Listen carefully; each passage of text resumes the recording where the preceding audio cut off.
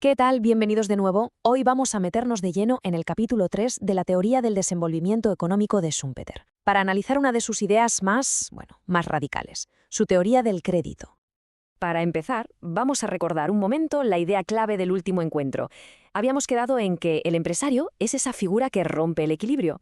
Pero claro, esto nos deja con una pregunta fundamental. En una economía que está quieta, en ese flujo circular de Schumpeter, ¿de dónde salen los recursos para poder innovar? Hay que pararse a pensar en esto. En este modelo de equilibrio, cada factor de producción, un trabajador, una máquina, la materia prima, ya tiene su sitio, ya está asignado a un proceso que se repite una y otra vez. No hay nada que sobre, nada ocioso. Y aquí es donde está el gran dilema.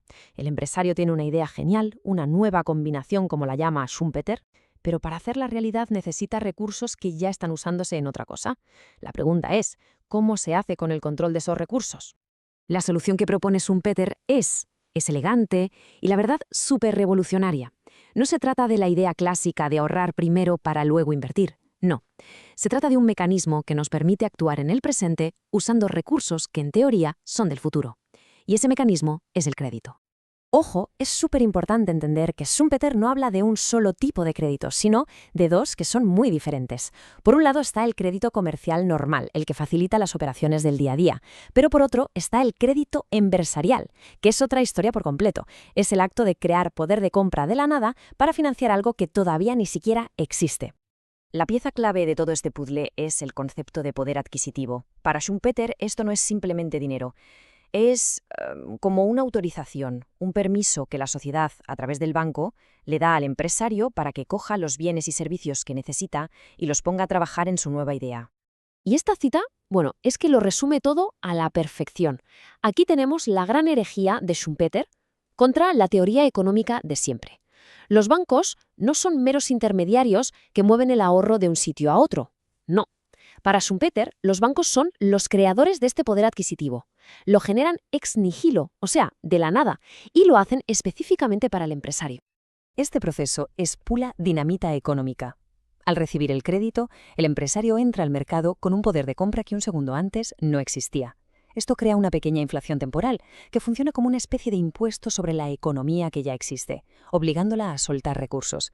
Y si la innovación funciona, los beneficios que generen en el futuro servirán para pagar esa deuda y cancelar el crédito. Se cierra el círculo.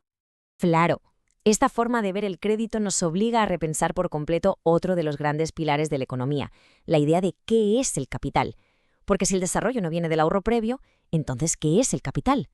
A ver, la economía clásica siempre ha visto el capital como un montón de cosas físicas acumuladas, las fábricas, las máquinas, las herramientas, pero para Schumpeter esto es confundir el objeto con la capacidad de usarlo. El verdadero capital no son los bienes en sí, sino el capital monetario, es decir, ese fondo de poder de compra que permite al empresario coger esos bienes y darles un nuevo uso. Es una palanca de control, un concepto puramente contable. Esta segunda cita es demoledora. El capital no es algo que se va acumulando poquito a poco. Es un fondo que se crea para un fin muy concreto y que una vez cumplido ese fin, desaparece. Es el puente monetario entre la idea que tiene el empresario en la cabeza y los recursos físicos que necesita para hacerla realidad. Vale. Si el crédito es la autorización para actuar y el capital es la palanca, ¿dónde se negocia todo esto? ¿Dónde se decide el futuro de la economía? Pues en el mercado monetario. Para Schumpeter, este sitio no es un simple mercado donde se piden y se dan préstamos. Es el centro de mando del capitalismo, el cuartel general desde donde se dirigen las operaciones que guiarán el desarrollo económico. Es aquí donde los empresarios van a pedir ese poder de compra y los banqueros deciden a quién se lo dan. Y al hacer esto no están solo midiendo un riesgo financiero, están de hecho juzgando qué ideas sobre el futuro merecen la pena y cuáles no. Se convierten, en la práctica, en los árbitros del cambio económico. Entender bien esta perspectiva nos deja ver lo radicalmente distinto que es el pensamiento de Schumpeter comparado con otras grandes corrientes de la economía. Por ejemplo, la teoría neoclásica de los fondos prestables ve a los bancos como simples intermediarios pasivos. Para Schumpeter, son agentes totalmente activos, son los creadores del combustible que permite la innovación. Y mientras Marx se centra en cómo el capital genera plusvalía, Schumpeter se enfoca en cómo el crédito genera desarrollo. Es un cambio de paradigma total.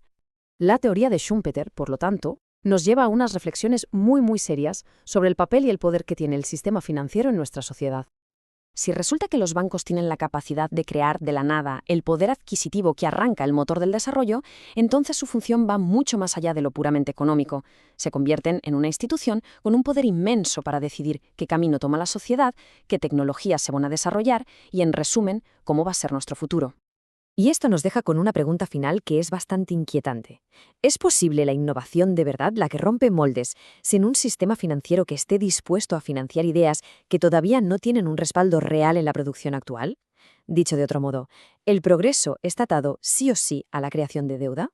Pero a todo esto, ¿qué saca el empresario por asumir todo este riesgo y generar todo este caos? Bueno, de eso justo hablaremos en el próximo análisis, donde vamos a explorar el concepto de beneficio empresarial, esa recompensa temporal que se lleva quien consigue innovar y tener éxito.